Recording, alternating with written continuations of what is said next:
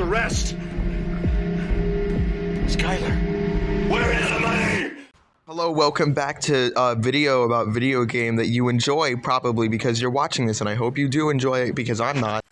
So a lot of things happened to TF2 in the past week, more or less the past month, but I've already talked about the past month, so we're just gonna say the past week.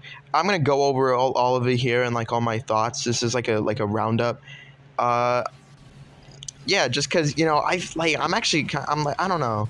I'm skeptical over the situation. It's good. Everything that's happening is good, but it's some things here and there. It's whatever, but I'll explain that later. Just want to quickly state, anyone who got the short end of the stick in this situation, they deserve it. I don't have any thoughts on them other than they entirely deserve it. Of course, I'll be talking about the bot hosters and the bots in general, but anybody else, people who were just cheating and are now trying to play innocence, no. You deserve it. You deserve it. You deserve everything that's happened to you. Your account, whatever. I don't care. You deserve the short end of the stick right now. One more thing before we continue. You're going to be hearing the audio of the gameplay in the background, just because I want it to be there. I always felt like the other videos were a bit empty, but I don't like putting music, really quiet music in the background of videos. Putting music in the background of my videos, because I feel like once you notice it, it kind of distracts you from the video, because now you just notice, there's this song in the background, but I always felt like no audio was a bit empty, so we're just gonna have the gameplay audio in the background because I think it's fine, it's whatever.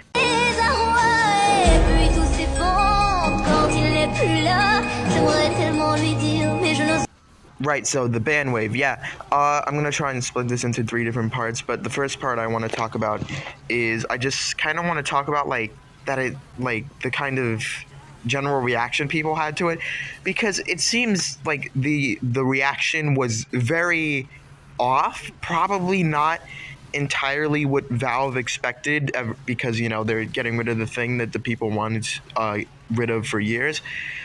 But the general reaction I've seen is skepticism, and sure, it's good and all, but it's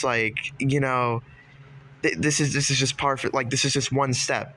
There's a staircase. It's not, they haven't gone that far, which is probably not the reaction Valve expected at all. I don't know what the CSGO community is doing. I think I heard from someone that CS2 also had a major ban wave, but I haven't checked personally, and I haven't really heard anybody else talk about it, so take that with a grain of salt.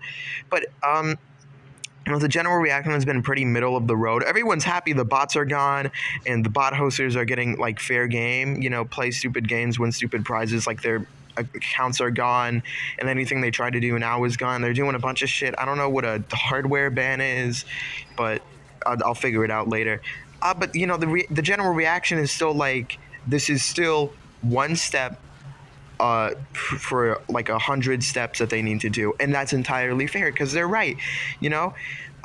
Valve did one thing, and the community wants a lot more done. Sure, yeah, the bots being gone is great, but it's not the only. That's not the only issue with the game. It's a lot more, and Valve still needs to take the responsibility for abandoning their game for practically, what's that?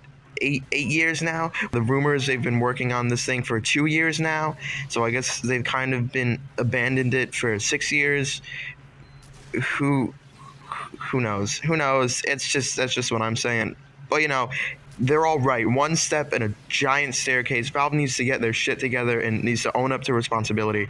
And also, thank God they haven't said anything about this right yet. Yeah, thank God they haven't said anything about this publicly, because it would gather unwarranted hype and it would bring the attention of the bot hosters, and it would be even worse if they decided to go through how it worked and the bot hosters could find a way around it. So thank God they're doing it quietly. It's like a double-edged sword. Whatever they're doing right now, they're doing it right. Right, so the next thing I want to go over is the reaction of the bot hosters, which is it's very funny. I think I'll put some images on screen while I ramble. But what basically happened was they all got banned either at the same time or got banned individually. I think they were sometimes manual bans, hardware bans, whatever.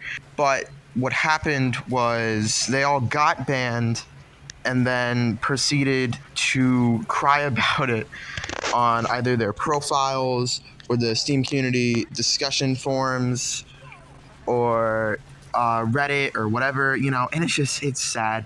But you know what? They deserve it, considering the fact that that they decided to cheat and host bots on their home computers or on their home Wi-Fi, which made it insanely easy to just trace back to them. Probably something like that. If not, then they deserve it either way. It's just petty. It was always petty. Probably the best piece of bot news we had before Fixed TF2 was definitely the fact that Cat Hook went down, but now Rosnay Hook is down, and like many other cheaters, like no more Rosnay Hook. They said it's funny. Rosnay got banned, and then they proceeded to say he quit, and that like Reddit should get their facts straight, which didn't happen. Rosnay got banned. We all know they got banned. But the future of bots is still uncertain. They probably will come back just by like the fact of they'll always keep developing it. But I hope they don't. I hope it's like a sign to the bot hosters that you're just gonna fail. Most likely just gonna fail, not fail outright. But that should be like the message to the bot hosters right now. Is like you're most likely going to fail, and I know I say most likely, they're still going to do it because most likely doesn't mean never. But it's the bot hosters disappointing people, truly disappointing, and they're trying to like double back on their decision. It's very funny to watch them scramble and pretend like they're the victims, and it's like, what did they well, whatever, just it's whatever. It's also like I said, funny, disappointing. Whatever, just go, yeah, whatever. So the next thing is the big thing Richter Overtime posted on Twitter about how this is like some new anti-cheat or whatever, but he soon deleted his tweet, and now the source and proof is kind of in the air. I guess there's some proof leading back to it being a new anti-cheat, like how Valve partnered with a new AI anti-cheat company like a few years ago. And, apparently they already knew about the bots for a while at that point. But, like, if it is a new anti-cheat, good. But it's whatever. Like, again, if it is a new anti-cheat, good, but I don't think a lot of people care all too much. They just want the game to be playable, really. It doesn't really matter to them how they do it, or I guess in some ways it does. And while a new anti-cheat was preferred, I don't think anybody really expected Valve to go down that route. But it's all good. Who cares at that point? But, it's just a rumor now, especially since Richter Overtime deleted his tweet. Hello everybody, my name is Welcome. Hello everybody, my name is Bag'em. Hello everybody, my name is Casual is playable. The footage you're seeing in the background was recorded in casual, in case you hadn't already realized that.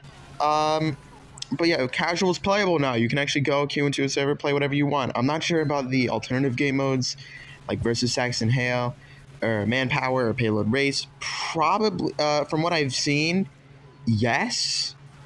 Then again, no one's gonna play those outside of like maybe, oh shit, I dropped my phone.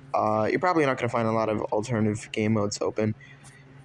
But casual's playable now. Go hop on casual, have fun. Me personally, I always liked how like lawless casual was. It always felt like I could go on casual and find like a slew of different people instead of like when I log onto a community server and I expect to see the same 3 dudes every day, which was my theory before playing community servers, and that was confirmed when playing community servers for multiple days over.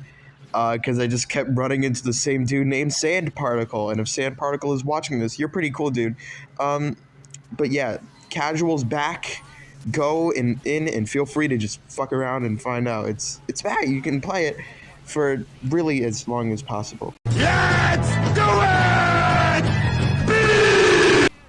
Okay, this is another theory I've been seeing floating around. The possibility of this new thing being officially shipped with a full size update, weapons and whatever. And if not that, then just TF2 getting full updates again. I don't personally see that happening. I mean, I always viewed this new thing as kind of just a requirement for Valve. Like, not very much of a requirement, but definitely to make sure that their company's reputation doesn't go under or like lower than it already has.